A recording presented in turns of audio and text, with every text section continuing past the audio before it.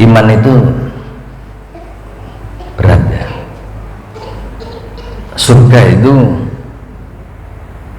Nabi kita ngasih jalan, khufital jannatu bil makari wa khufitan naru bi syahwati. Jannah itu dikelilingi sesuatu yang sulit, bil makari, sesuatu yang dibenci. Wa khufitan naru bi syahwati, tetapi neraka itu dikelilingi sesuatu yang seolah-olah ya tampak enak gitu ya. Itu artinya apa? Gambaran jalan ke jannah itu banyak rintangannya, tidak mulus seperti jalan tol, banyak rintangannya. Sebagaimana akasiban nasu ayutroko iyakulu amanna wa hum la yuftanun. Jangan dikira kita tuh ngomong iman kemudian tidak diuji, pasti diuji. Artinya apa? Mempertahankan keimanan itu berat, tetapi itu harus kita jaga. Sampai kapan? Wala tamutunna illa wa antum muslimun, sampai mati. Berat, tapi nikmat yang paling berharga ya iman kita ini, paling berharga itu. Coba bayangkan dalam surat Ali Imran itu ya, innal ladzina kafaru wa matu wa hum kuffarun, sesungguhnya kalau ada orang yang enggak iman kemudian meninggal dalam kondisi tidak iman, fala yuqbala min akhadihim mil'ul ardi dhahaban wala iftadabi. Kata Allah, orang yang enggak iman itu diceritakan dalam surat itu, mereka ingin menyuap Allah, ya Allah kami ini ingin diakui sebagai orang beriman ketika di akhirat nanti ya, karena dia ngerti siksanya abadi kalau tidak iman. Ya Allah kami kalau tahu begini menyesal kami, ya Allah kami ingin mengaku akuilah kami sebagai orang yang beriman, kami akan memberikan apapun harta kami untuk engkau, yang penting kami diakui sebagai orang beriman di akhirat. Apa kata Allah? Fala yuqbala min akhadihim mil'ul ardi dahaban wala wiftadabi. Kata Allah, ingat, andaikan kalian menginfakkan harta kalian seberapa, 1 juta, 2 juta, enggak, mil'ul ardi dahaban, emas sebanyak apa? Mil'ul ardi, sepenuh bumi. Bayangkan emas besarnya sak bumi. Jangan bayangkan sini Jakarta jaraknya itu masih belum bumi ya, masih kalau dipetakan kecil itu, ini sak bumi masih. Fala yuqbala, Allah tidak akan pernah menerima. Hurufnya begini, lam kemudian nun, itu kalau dalam bahasa Arab namanya harfu nafi yufidul nafi abadan, huruf yang artinya tidak tapi selamanya. Selamanya Allah tidak akan pernah menerima sedekah kalian, meskipun mil'ul ardi dhahaban, emas sebesar bumi. Itu loh harga iman kita, Pak. Harga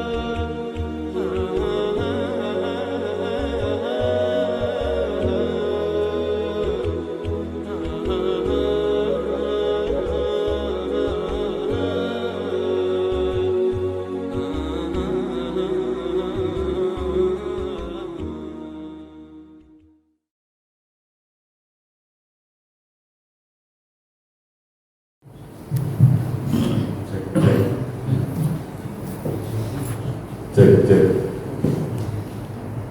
Bismillahirrahmanirrahim. Assalamualaikum warahmatullahi wabarakatuh. Yang saya hormati Ketua Takmir Masjid Baitur Rahman, yang saya hormati Al-Ustadz Al Fatih, yang saya hormati Kiai Sesepuh, tokoh masyarakat, warga muslim muslimah Gunung Asri, wabil khusus jamaah sholat maghrib yang saya cintai.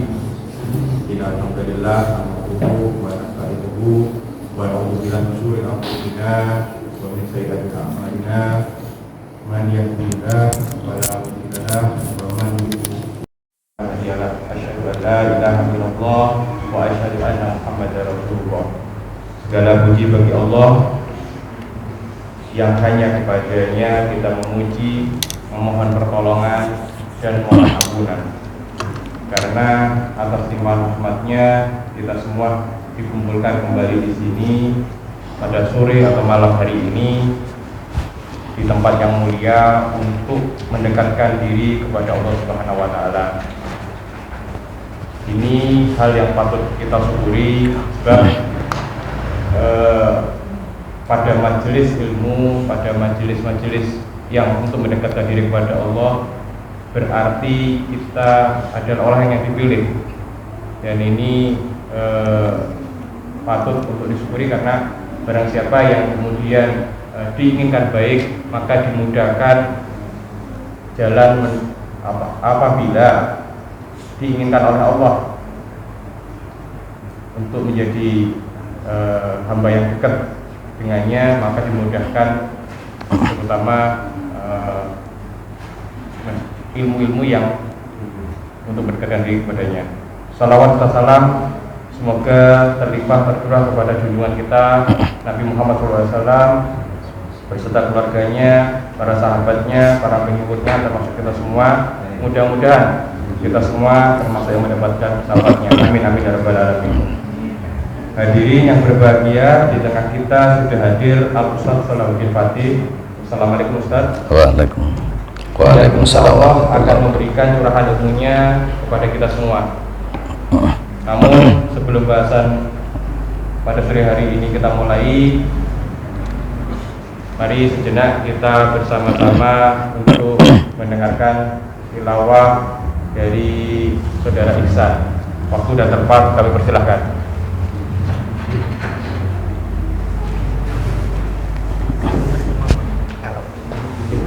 Assalamualaikum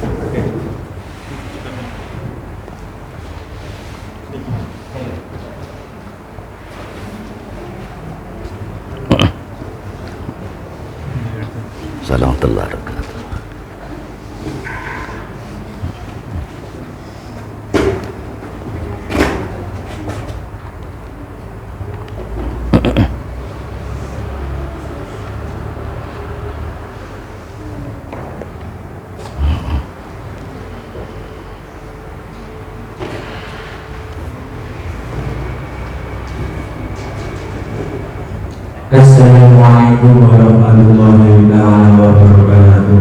Waalaikumsalam warahmatullahi wabarakatuh. A'udzu billahi minasy syaithanir rajim.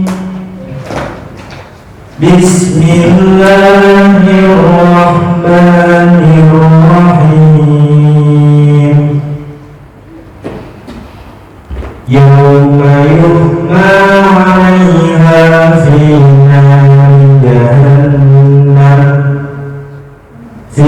nari jahannam fanukwa biha jibahuhum wa junubuhum wa zuhuruhum. Hadza ma kanastum li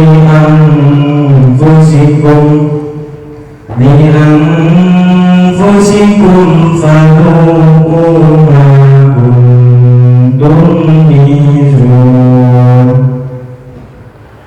Inna الشهور عند الله 12 شهرا في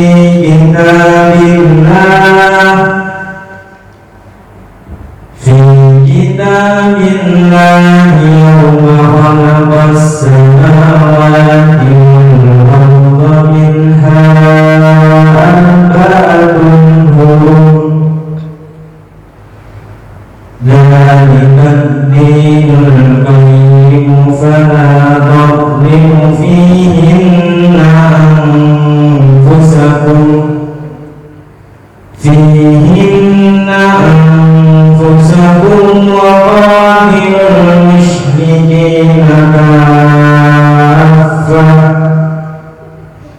وقاتلوا المشركين كافة كما يقاتلونكم كافة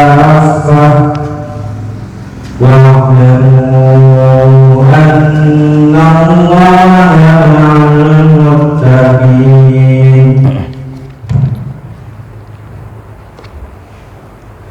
إنما النسيء زيادة في الكفر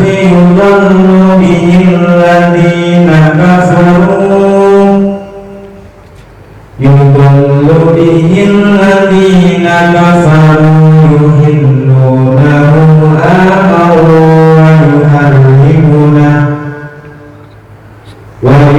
ويحرمونه عاما ليوضعوا عدة ما حرم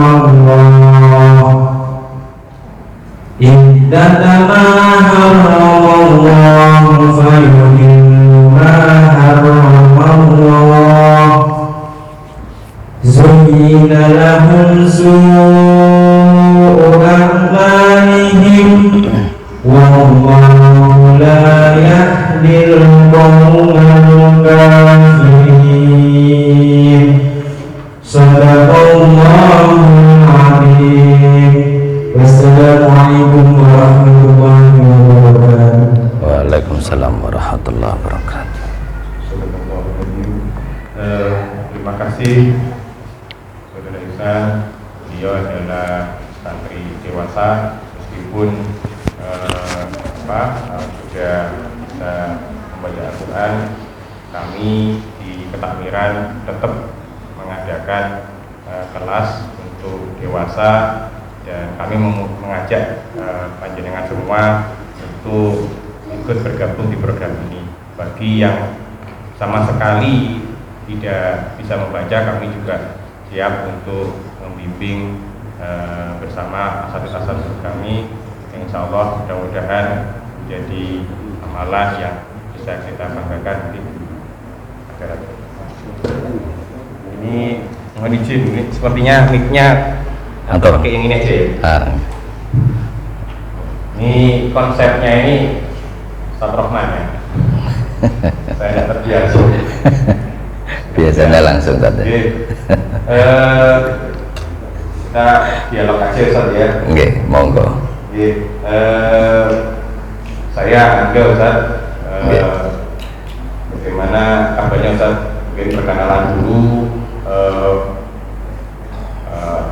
kegiatan sehari-hari atau mungkin hobi atau makan atau tinggalnya Ustaz gimana Ustaz? Biar kita mengenal lebih dekat dengan Ustaz. Iya. Bismillahirrahmanirrahim. Assalamualaikum warahmatullahi wabarakatuh. Alhamdulillahirabbil alamin. Allahumma shalli wa sallim wa barik ala sayyidina wa habibina wa syafi'ina Rasulillah Muhammad ibn Abdullah ma ba'd. Alhamdulillah, jadi satu angka ini saya bisa nyampe sini ya. Jadi saya tidak duga juga. Jadi ini paling timur, Surabaya paling timur. Saya di daerah Kuwuan ya. Orang mungkin juga bingung Kuwuan itu mana. Tadi saya tanya mana alamat Baitul Rahmat, Wonorejo. Saya pikir di Kupang itu Wonorejo. Kuwuan itu daerah Manuan Pak, Surabaya Barat, Menowo. Mau ke Menowo sana. Jadi Surabaya Barat. Kemudian saya minta di share lokasinya, saya lihat oh dekat mangrove sini. Jadi alhamdulillah bisa nyampe sini ya, alhamdulillah juga ikut map. Jadi karena biasanya ikut map itu karena ada banyak berita ya, masuk hutan, masuk sawah, masuk lubang. Alhamdulillah bisa nyampe. Sehari-hari saya ngajar Bapak, jadi saya ngajar di SMA Takmiriyah, jadi Jalan Indrapura itu Tugu Pahlawan sehari-hari. Jadi mapelnya saya ngajar matematika.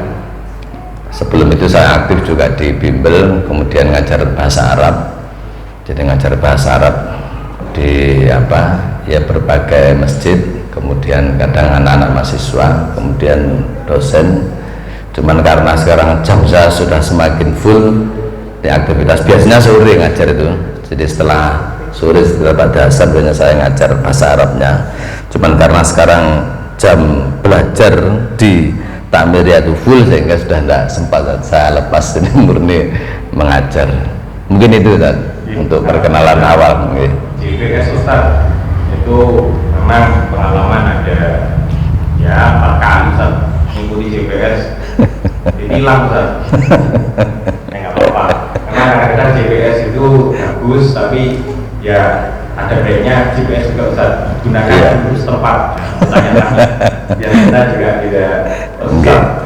Nah Ustaz, ini Ustaz, pendanggalan dalam Islam itu mengikutkan, ini kan momentumnya tahun baru Islam ya, Muharram. Nah, peninggalan dalam Islam itu mengikutkan momentum hijrah Nabi SAW, sehingga pergantian tahun mengingatkan momentum hijrah. Bisa diceritakan Ustaz, momentum hijrah Nabi itu seperti apa? Iya, jadi saya masukkan ke rahmatullah Allah, ada 2 hal ya. Pertama begini, dulu itu memang kalau kita membaca surat-surat, kalau kita lihat tarikh para khalifah itu, kalau ada surat itu tidak pernah ada tanggalnya, tidak pernah, tahunnya juga enggak, tapi bulannya ada. Kalau bulan dari dulu orang Arab biasa, Muharram, Safar, Rabiul Awal, Rabiul Tsani, Jumadil Ula, Jumadil Tsani, kemudian Rajab, Sya'ban, Ramadan, Syawal, Dzulqa'dah, Dzulhijjah, kemudian Muharram, itu biasa. Tetapi pada masa Khalifah Umar bin Khattab punya gubernur namanya Abu Musa al-Asy'ari, kalau tidak salah di Baghdad, Irak waktu itu, ngirim surat. Kemudian Khalifah tanya, ini surat kapan? Dipanggil gubernurnya itu Abu Musa al-Asy'ari, ini surat kapan? Beliau tidak tahu. Kalau bulannya ada, bulan biasa orang Arab, tapi tahun itu kebiasaannya dinisbahkan kepada peristiwa tahun gajah misalkan, pada saat Raja Abraham mau menghancurkan Ka'bah. Selain itu tidak ada, jadi tidak biasa mereka. Akhirnya kemudian bingung, apalagi waktu itu wilayah Islam sudah berkembang sampai ke arah Baghdad, Irak, jadi sudah meluas. Akhirnya kemudian Khalifah Umar mengumpulkan para sahabat, dijak diskusi untuk membuat penanggalan Hijriah.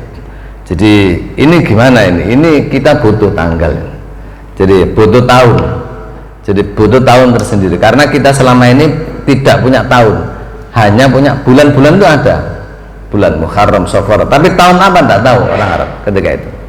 Akhirnya berkumpul. Nah, ketika kumpul itu sahabat banyak yang ngasih usul. Ada sahabat Abu Bakar, ada sahabat Utsman, ada sahabat Ali bin Abi Thalib, semua ngasih usul. Ada yang usulkan gini aja, tahun pertama itu untuk Islam kita jadikan patokan waktu meninggalnya Nabi kita misalkan. Oh jangan, itu tahun kesedihan. Ada yang usul lagi, aja kita ambil waktu Nabi mendapat wahyu yang pertama di Gua Hiro. Oh jangan. Terus akhirnya ada yang usul, kalau tidak salah Utsman sama Ali bin Abi Thalib, dua-duanya ini usul kita ambil aja momen ketika kaum muslimin pindah ke Madinah, dari Mekah pindah ke Madinah. Nah ketika ada usulnya, kemudian Khalifah Umar menangkap, wah ya ini bagus. Kenapa? Karena itu masa-masa yang sangat genting ketika dakwah kita dapat ancaman. Jadi orang Islam diancam ya. Jadi dulu di Makkah tidak bisa begini Pak dan sewu. Jadi ngaji, ngumpul, lampunya terang, direkam, ada minuman dingin, ada wah, ini tidak bisa dulu. Ini kalau ketahuan, dulu ngumpul di rumahnya Al-Arqam bin Abil Arqam. Kata ketahuan, disiksa sama orang-orang kafir Quraisy. Ngajinya juga tidak begini, enak sore gini, tengah malam, orang-orang tidur keluar satu-satu, ojo bareng-bareng. Saya enggak, wis ana wong kita nang masjid. Dulu enggak, bareng-bareng sudah habis. Diancam ya, diancam ya. Jadi bagi mereka yang masuk Islam, ketahuan diancam. Sebagaimana sahabat Ammar bin Yasir, itu ketahuan masuk Islam, jadi ibunya dibunuh dengan cara ditusuk, jadi dari mulut sampai tembus ke kemaluan. Itu Ammar bin Yasir ya. Kemudian demikian bapaknya juga, itu dibunuh, kemudian dipanggang. Demikian juga sahabat Bilal bin Rabah juga begitu, jadi disiksa, jadi dijemur di tengah padang pasir. Itu dulu. Akhirnya kemudian Nabi SAW memutuskan untuk kita harus hijrah, pindah ke Madinah. Kalau pindah ke Madinah itu berarti kan meninggalkan tanah kelahirannya, meninggalkan hartanya, meninggalkan rumahnya, semua berangkat ke Madinah. Sehingga Umar bin Khattab menjelaskan, itu tahun yang sangat penting, tahun yang bisa membedakan mana orang yang benar, mana orang yang tidak, mana orang mukminnya shadiq, mana yang kadzib, yang imannya lurus, mana yang tidak. Disitulah peristiwa hijrah. Kenapa? Karena berat. Bayangkan kita keluar kampung kita ya, meninggalkan semua. Sahabat itu masih banyak anaknya, istrinya, karena dia belum masuk Islam, tidak mau ikut hijrah. Ada orang perempuan itu berangkat ikut hijrah Nabi ya. Hijrah Nabi ke Madinah, didatangi sama suaminya ya Muhammad, irji ilayya zaujati, Muhammad kembalikan ke suamiku. Terus kata Nabi diem, kemudian turun ayat, lahunna hillun lahum wa lam yahilluna lahunna. Ya Muhammad, jangan kau serahkan orang wanita yang sudah muslim ke suaminya yang masih non muslim. Kenapa? Karena mereka orang-orang yang gak Islam itu haram bagi wanita-wanita yang sudah Islam, tidak boleh dikembalikan. Sangat berat, meninggalkan anaknya, meninggalkan suaminya. Jadi mereka ikut berangkat hijrah. Makanya kemudian Umar bin Khattab menyampaikan, momen hijrah itu momen yang menentukan pembeda antara mana yang imannya shadiq, mana yang tidak. Itulah kemudian sahabat sepakat, berarti tahun baru hijrah, tahun ke-1 kita awali dari situ. Nah gitu kan, terkait dengan hijrah. Pada waktu itu memang sebagian sulit didengarkan. Iya benar benar benar. Jadi berat sekali, berat mempertahankan iman. Makanya yang saya tangkap bahwa itu komitmen ya, tanda iya, itu berbeda. Iya, garis pemisah ya. Nah, yang kemudian berpindah ke Madinah saja, itu bagaimana nilai-nilai itu bisa di dalam konteks kekinian. Iya. Jadi begini ya, jamaah sekalian rahmatullah Allah, iman itu berat ya. Surga itu Nabi kita ngasih jalan, khufital jannatu bil makari wa khufitan naru bi syahwati. Jannah itu dikelilingi sesuatu yang sulit, bil makari, sesuatu yang dibenci. Wa khufitan naru bi syahwati, tetapi neraka itu dikelilingi sesuatu yang seolah-olah ya tampak enak. Itu artinya apa? Gambaran jalan ke jannah itu banyak rintangannya, tidak mulus seperti jalan tol, banyak rintangannya. Sebagaimana akasiban nasu ayutroko iyakulu amanna wa hum la yuftanun. Jangan dikira kita tuh ngomong iman kemudian tidak diuji, pasti diuji. Artinya apa? Mempertahankan keimanan itu berat, tetapi itu harus kita jaga. Sampai kapan? Wala tamutunna illa wa antum muslimun, sampai mati. Berat, tapi nikmat yang paling berharga ya iman kita ini, paling berharga itu. Coba bayangkan dalam surat Ali Imran itu ya, innal ladzina kafaru wa matu wa hum kuffarun, sesungguhnya kalau ada orang yang nggak iman kemudian meninggal dalam kondisi tidak iman, fala yuqbala min akhadihim mil'ul ardi dhahaban wala iftada bi. Kata Allah, orang yang nggak iman itu diceritakan dalam surat itu, mereka ingin menyuap Allah, ya Allah kami ini pengen diakui sebagai orang beriman ketika di akhirat nanti ya, karena dia ngerti siksanya abadi kalau tidak iman. Ya Allah kami kalau tahu begini menyesal kami, ya Allah kami ingin mengaku akuilah kami sebagai orang yang beriman, kami akan memberikan apapun harta kami untuk engkau, yang penting kami diakui sebagai orang beriman di akhirat. Apa kata Allah? Fala yuqbala min akhadihim mil'ul ardi dhahaban wala iftada bi. Kata Allah, ingat, andaikan kalian menginfakkan harta kalian seberapa, 1 juta 2 juta, enggak, mil'ul ardi dhahaban, emas sebanyak apa? Mil'ul ardi, sepenuh bumi. Bayangkan emas besarnya sak bumi. Jenengan bayangkan sini Jakarta jaraknya itu masih belum bumi ya, masih kalau dipetakan kecil itu, ini sak bumi masih. Fala yuqbala, Allah tidak akan pernah menerima. Hurufnya begini, lam kemudian nun, itu kalau dalam bahasa Arab namanya harfu nafi yufidul nafi abadan, huruf yang artinya tidak tapi selamanya. Selamanya Allah tidak akan pernah menerima sedekah kalian, meskipun mil'ul ardi dhahaban, emas sebesar bumi. Itu loh harga iman kita, Pak. Harga iman kita begitu. Makanya para sahabat karena ngerti begitu ya, ditawari harus meninggalkan Mekah, berangkat mereka. Kalau hanya ketinggalan meja, kursi, tempat tidur di rumah itu tidak ada apa-apanya sama iman kita itu. Apalagi kemudian dikasih jabatan, disuruh meninggalkan keimanan, dikasih supermi, disuruh pindah agama, itu tidak ada. Dikasih kerjaan suruh meninggalkan agama. Dan saya piro bayaran piro. Jadi sama emasnya Monas kita itu, emas kita itu cuma di Monas itu, Pak. Itu pun hanya ujungnya itu loh, Pak. Sing lincip itu dikasih emas, bukan mulai bawah emasnya, enggak. Nah ini kalau ada orang kepingin diakui iman, infak emas sebesar bumi, fala yuqbala min ahadin mil'ul ardi dhahaban, tidak pernah menerima. Jadi kalau dikaitkan dengan konteks kekinian dan peristiwa hijrah itu, iman itu akan diuji, iman kita akan diuji. Dan memang idealnya iman itu harus memunculkan amal, harus. Iman itu iman dalam bahasa Arab itu kan maknanya dari kata saddaqa yusaddiqu tasdiqan. Itu maknanya, kalau saya melihat penjelasan di dalam kitab Fathul Bari Ibnu Hajar Al-Asqalani itu menjelaskan begini, iman itu tasdiqun jazimun, pembenaran yang pasti. Kalau pembenaran yang pasti, iman itu nanti pasti akan melahirkan amal, pasti.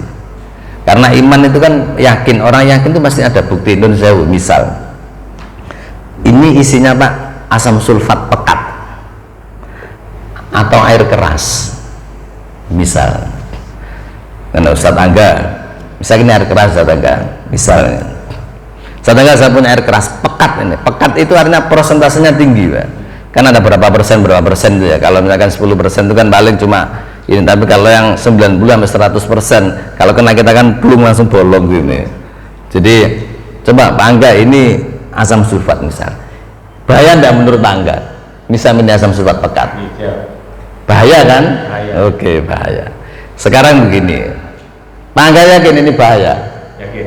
Oke, saya ada uang 100.000 diminum, mau enggak?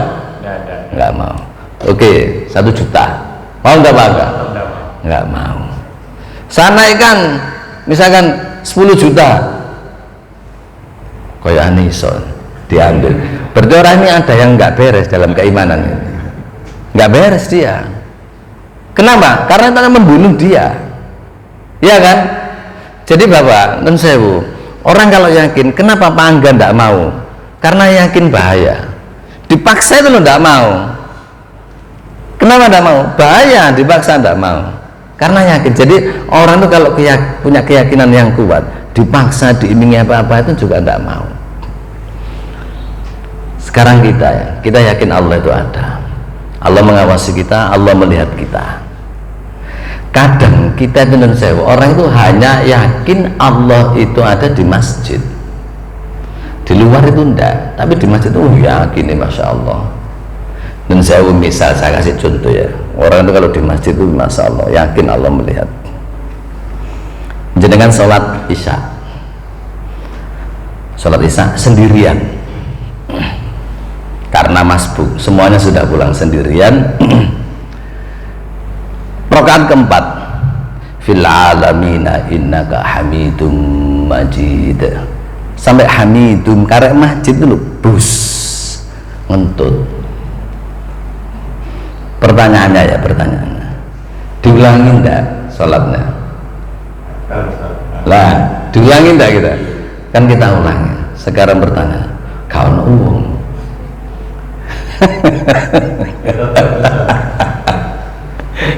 coba bertanya, kenapa?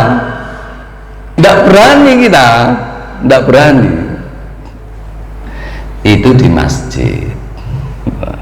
Coba di luar ya, sampai di stasiun, ke toilet, kemudian cuci tangan. Loh, mana iPhone deh, karena uang. Masih yakin dah Allah mau melihat? Waduh, ono dompet ini delok teko pinggir tebel jadi.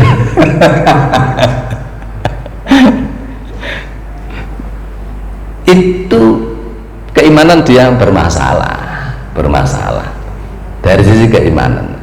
Jadi dalam konteks kekinian jamaah sekalian, keimanan itu berat, harus kita jaga meskipun berat. Dengan cara apa? Al-imanu yazidu bil ilmi. Iman itu bisa meningkat kualitasnya dengan ilmu. Ya seperti ini nih. Ini menambah sakofah kita, pemahaman kita. Semakin paham, maka semakin mengokohkan keyakinan kita. Sekarang begini, orang banyak masalah ya. Dia lupa, kenapa tidak minta Allah Subhanahu wa ta'ala? Wong Allah itu maha kaya. Dia cerita ke temannya, ke sana, ke sini, tapi lupa dia nggak duduk sendiri minta ampun kepada Allah, membuka tangannya nangis di hadapan Allah. Ya Allah belum malu kalau ada hambanya nangis mengaku bersalah kemudian minta sesuatu sama Allah tidak dikabulkan. Tapi kadang orang lupa. Kekuasaan Allah, Masya Allah. Saya kemarin cerita ya, waktu kita kenal malaikat Jibril ya. Ini contoh kekuasaan Allah. Jadi Nabi kita memberikan kepada riwayat Imam Ahmad, Allah telah menunjukkan betapa besar kekuasaan beliau dengan menunjukkan Jibril alaihissalam. Malaikat Jibril itu beliau nyeritakan punya sayap di belakang ini. Jumlah sayapnya itu 600 sayap. Sayap malaikat Jibril itu kalau dibentangkan itu menutupi langit dan seisinya. Satu sayapnya itu kalau dibuka tertutup sudah langit dan isinya. Ada 600 sayap. Setiap sayap itu berisikan berlian dan mutiara di sana. Jadi makanya kalau saya kemarin lihat ada penjelasan Ustaz menjelaskan malaikat Jibril itu ngibasnya jeblek ini ya, hancur bumi ini. Itu baru malaikat Jibril. Yang kita bayangkan, Masya Allah, betapa besar kekuasaan Allah Subhanahu wa ta'ala. Makanya kita ini jangan ragu sudah, kalau ada apa-apa itu minta kepada Allah Subhanahu wa ta'ala. Jadi ada masalah bingung. Jadi itu ya.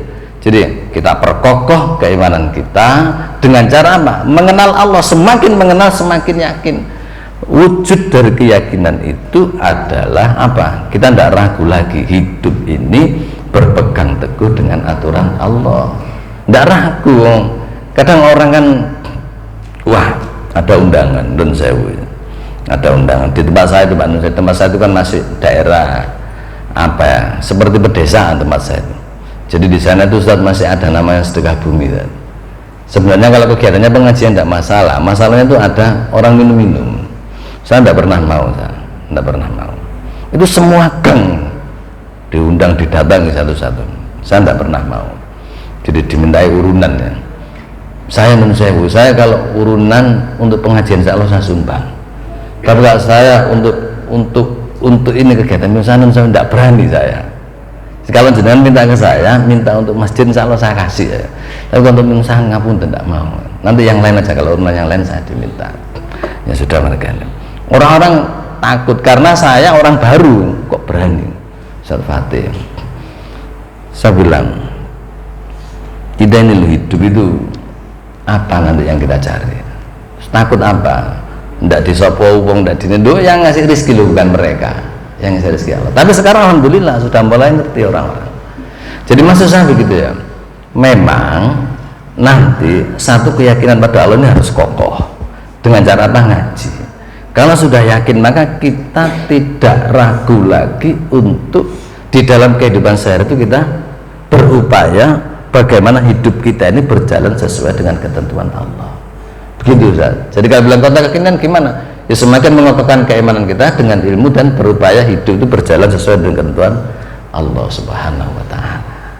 Luar biasa ya penjelasan kita pada sore atau malam hari ini. Jadi yang selama ini kan kita tahu kan mungkin ya karena mungkin tidak banyak yang dibahas atau mungkin kita sendiri juga malas untuk mendengar kajian yang juga kita sampaikan. Jadi seolah-olah ya pada momen hijrah itu atau momen pergantian tahun Islam dalam ini Muharram itu kan sebenarnya untuk mengingatkan kita bahwa kita harus berpindah atau berkomitmen menjadi lebih baik. Ini yang kemudian nampaknya ya karena mungkin ada istilah dan sebagainya, ya kita malah momen hijrahnya itu yang agak kurang gitu. Untuk saat ini kita mungkin ada tanya jawab barangkali diskusi terkait Muharramnya atau mungkin terkait momen hijrah sendiri. Monggo bapak-bapak, ibu barangkali ada yang ditanyakan kepada Ustaz. Monggo silakan. Mohon maaf kalau saya salah kalimat. Assalamualaikum warahmatullahi wabarakatuh. Waalaikumsalam warahmatullahi wabarakatuh. Ustaz, saya akan ingin tahu apakah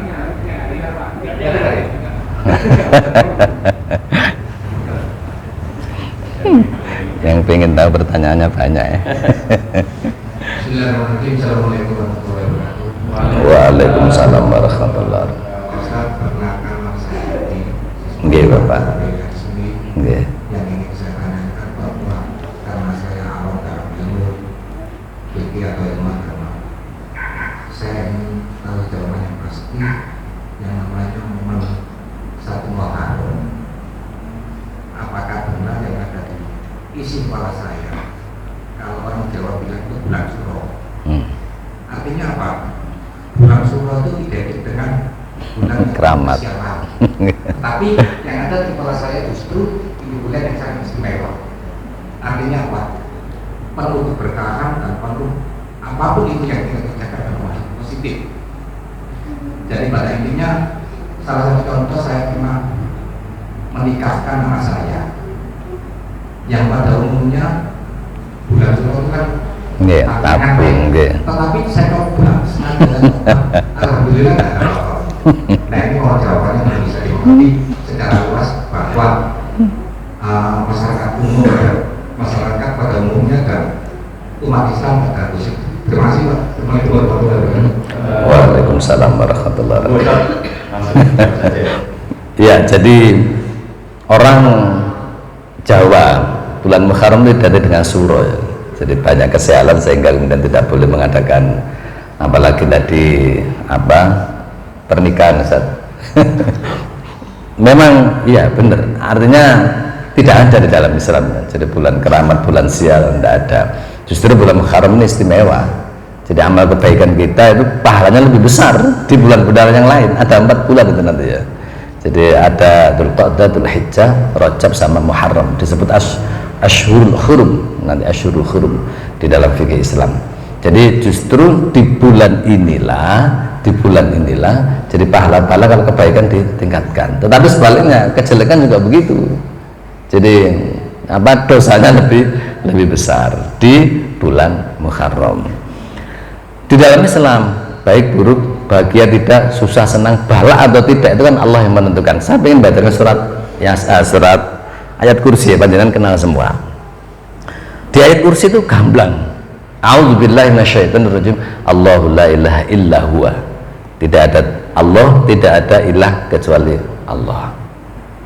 Wal hayyul qayyum, maha hidup dan maha berdiri sendiri, tidak butuh yang lain, ya kita ini yang butuh sama Allah. La ta'khuduhu sinatun wala naumun. Dia Allah itu la ta'khuduhu sinatun, tidak pernah sinatun. Sinatun itu nu'asun dalam bahasa Arab, artinya ngantuk.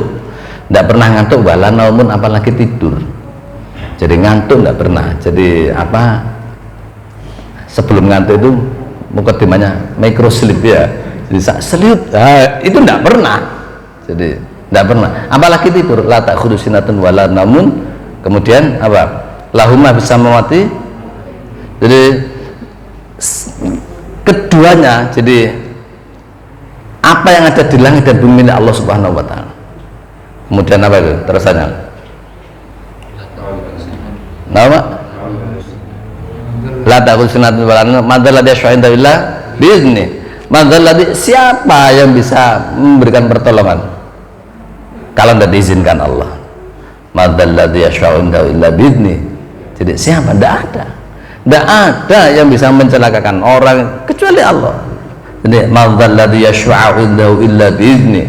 Jadi ya'lam ma baina aydihim wa ma khalfahum. Dia Allah itu tahu yang di depanmu itu siapa, termasuk yang di belakang yang lagi menyusun makar rencana kepada kita itu siapa. Allah tahu semuanya. Jadi madzaladzi yashfa'u illa bi'idznih ya'lam ma baina aydihim wa ma khalfahum wa la yuhituna bi syai'in min 'indi illa masya. Jadi tidak ada satupun yang terlepas dari jadi kehendak Allah, apapun yang ada di bumi ini. Masya Allah, kita ayat kursi itu kalau dibaca itu tenang. Saya itu suka baca ayat kursi karena lihat maksudnya, besarnya kekuasaan Allah di situ. Bayangkan di situ jelaskan Allah tidak ngantuk, tidak tidur. Semua yang ada di langit di bumi itu milik Allah Subhanahu wa taala. Tidak ada satupun di langit di bumi ini yang lepas dari pengawasan Allah Subhanahu wa taala. Allah maha hidup, tidak pernah mati, maha berdiri sendiri, tidak butuh orang lain. Tidak ada yang bisa menolong kecuali Allah mengizinkan bahwa orang itu menolong dia. Dan bahasa kerennya itu backingan kita, Pak. Jadi orang itu kalau membaca itu sudah, apa yang kita takut dulu, nanti saya bilang orang itu punya rencana jahat ke kita loh. Kita itu yang penting jalan lempeng sudah. Ada orang makar berupaya jahat, punya rencana jahat mau menyingkirkan kita, itu Allah yang ngurusi, bukan kita. Nggak usah bingung. Kita itu tugas kita jalan rempeng aja, yang disyariatkan Allah, diperintah kita laksanakan. Karena ada orang itu kadang kita berbuat baik nggak seneng. Ada acara pengajian baik nggak seneng. Nyusun makar, nyusun sembarang, bagaimana pengajian itu gagal. Itu urusan Allah, biarkan aja. Yang penting ini benar kita lakukan. Itu mestinya termasuk tadi. Jadi ada mitos ya tadi di suro itu. Jadi tidak masalah.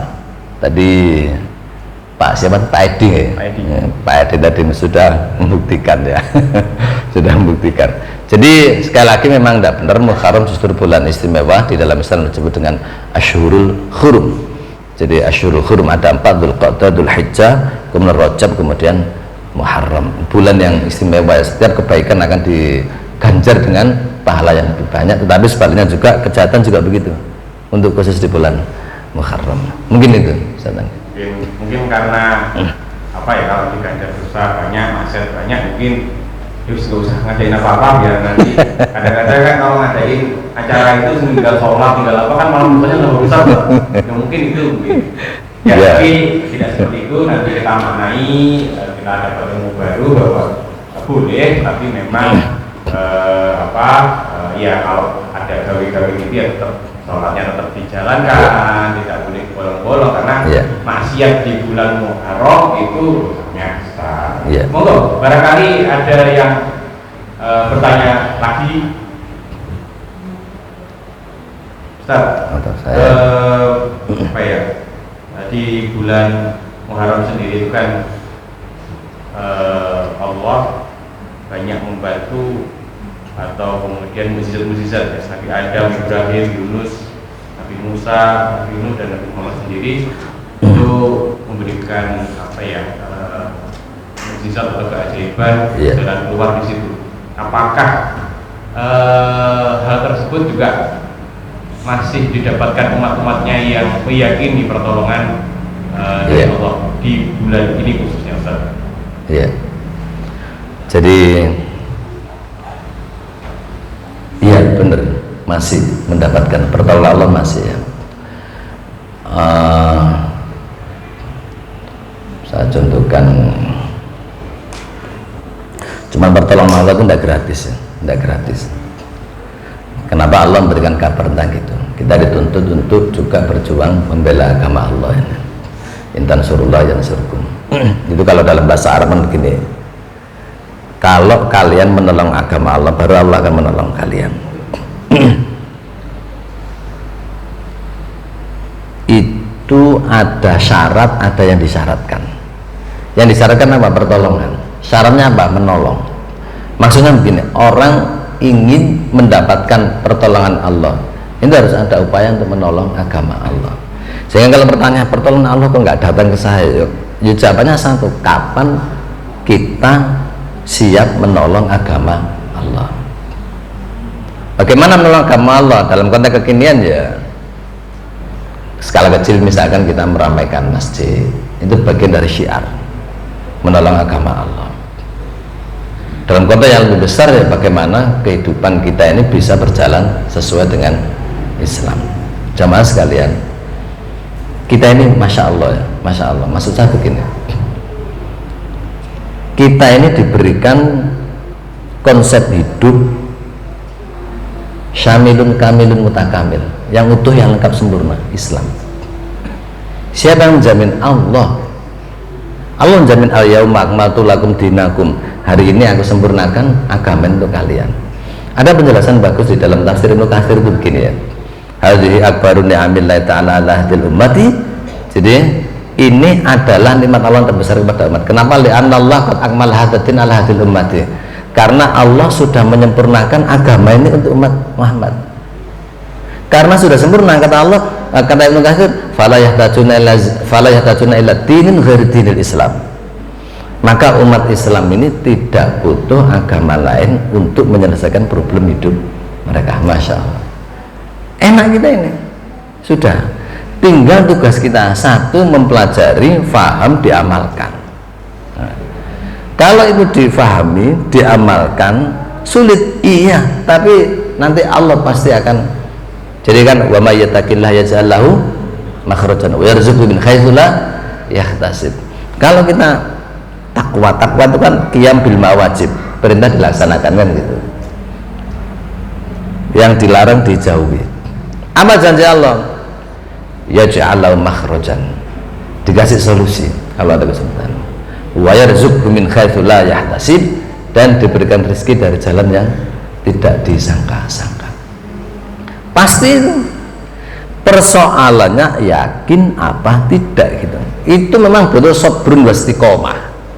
Satu sabar, yang kedua istiqomah. Jadi kalau tidak sabar tidak bisa, karena itu bagian dari ujian. Tapi pertolongan Allah pasti datang. Tinggal tadi sabrun wa istiqomah, sabar dan istiqomah. Allah inna ma'al usri yusran, fa inna ma'al usri yusran. Diulang 2 kali. Inna ma'al usri yusron. Itu kalau dalam bahasa Arab ya. Kalimat normalnya itu, kan itu artinya begini, sesungguhnya pada setiap kesulitan ada kemudahan. Mestinya normalnya itu kalau inna yusron ma'al wasri, mestinya begitu kalau dalam bahasa Arab. Cuman itu dibalik. Apa tujuannya? Izalatul iltibas itu bagian dari takkid. Takkid itu mempertegas maksud sebuah kalimat. Ditakkidil kalam ya. Jadi dibalik. Inna ma'al usri yusron. Mestinya kalimatnya di depan itu normalnya, tapi Quran enggak, dibalik sama Quran. Inna ma'al usri yusron. Mestinya inna yusron ma'al usri gitu. Kalau kita belajar bahasa Arab nanti dibalik. Untuk apa dibalik itu?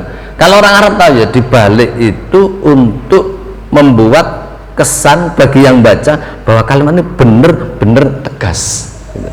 Benar-benar tegas. Bayangkan ya, sudah ada inna kemudian dibalik. Inna sendiri itu kalau masuk di dalam sebuah kalimat namanya harfun musyabbah bil fi'li ta'kidil kalam. Inna itu dicantumkan pada sebuah kalimat tujuannya untuk mempertegas kalimat. Kenapa kok butuh seperti itu? Agar orang yang membaca kalimat itu tidak lagi ragu bahwa kabar yang disampaikan Allah memang benar gitu. Jadi di situ ada dua ya, satu inna penegasnya, yang kedua dibalik kalimatnya, yang ketiga diulang. Tikror, kalau Imam Asyuyuti menjelaskan model pengulangan itu menunjukkan bahwa sangat tegas kalimat itu. Itu semua untuk apa? Lizalati iltibas, untuk menghilangkan keraguan. Kemudian untuk lizalati syakin wartiyabin, untuk menghilangkan syak irtibah, syak jadi ragu gampang agar hilang, sehingga orang benar-benar percaya kalau dia ngerti bahasa Arab. Kaget baca itu. Sampai begitu Allah dengan penegas yang tumpuk-tumpuk, inna ma'al usri yusran, inna ma'al usri yusran, bertumpuk-tumpuk itu agar diharapkan orang yang baca kaget terbelalak.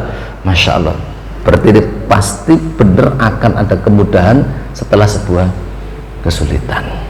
Itu artinya apa? Pertolongan Allah sampai sekarang masih ada. Dengan catatan tadi, pertolongan Allah berlaku untuk orang yang ya dia mau mendekat kepada Allah.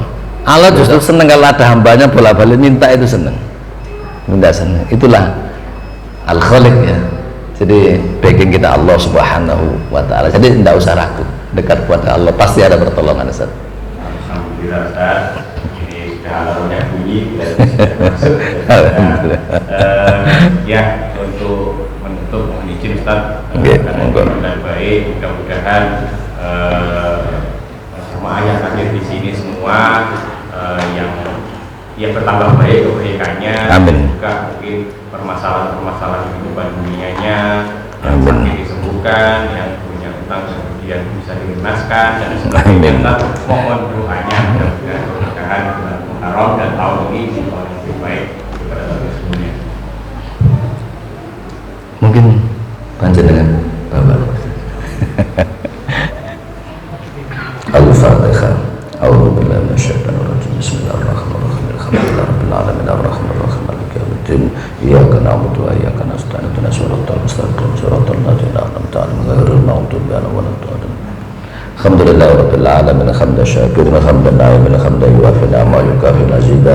Ya Rabbana lakal hamdu kama yanbaghi li jalali wajhikal karimi wa 'azimi sultanik. Allahumma shalli ala sayyidina Muhammadin salatan tunjina biha min jami'il ahwali wal afat wa taqtilana biha jami'il hajat wa tutahhiruna biha min jami'is sayyi'at wa tarfa'una biha indaka 'ala darajat wa tuballighuna biha aqsal ghayat min jami'il khairat fil hayati wa ba'dal mamat. Allahumma ighfir lil muslimina wal muslimat wal mu'minina wal mu'minat al ahya'i minhum wal amwat. Allahumma ighfir lana wa li walidayna warhamhuma kama rabbayana shighara. Allahumma ighfirna bil Islam qa'iman wa ighfirna bil Islam qa'idan wa ighfirna bil Islam raqidan. Allahumma inna nas'aluka min kulli khairin khaza'ina bi yadik wa na'udzubika min kulli syarrin khaza'ina bi yadik. Rabbana zalamna anfusana wa illam taghfir lana wa tarhamna lanakunanna minal khasirin. Rabbana hab lana min azwajina wa dhurriyyatina qurrata a'yun waj'alna lil muttaqina imama. Rabbana atina fid dunya hasanah wa fil akhirati hasanah wa qina adzabannar. Subhana rabbika rabbil izzati amma yasifun wa salamun alal mursalin walhamdulillahi rabbil alamin.